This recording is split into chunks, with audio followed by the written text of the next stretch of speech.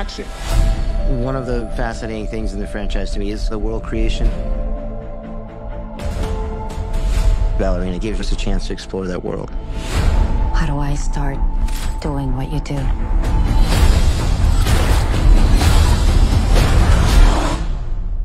Looks like you already have.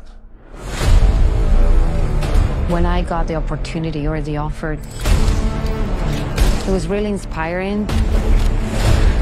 Lean into your strengths. I'm actually surprised I came out of it in one piece. When I read the script, I didn't think you could find a way to expand the world in a way that felt completely different and at the same time completely connected. Welcome to the continent. But they did.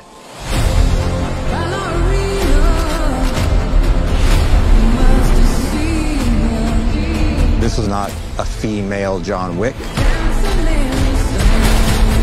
This is a story about Eve coming into it from the beginning.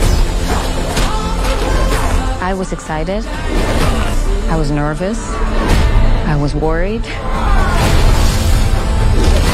It's a challenge. That's cool. But a hell of a lot of fun. The way that the fights are built, you have to be prepared for whatever they throw at you. It was a kind of discipline, physical and mental, that I didn't know before. She's balls out.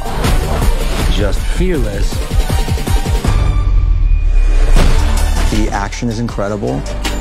It's a really high bar. You have to bring your A game. I remember the first time I saw Keanu flick a cartridge out of a pistol. I was like, oh my God, rewind, rewind.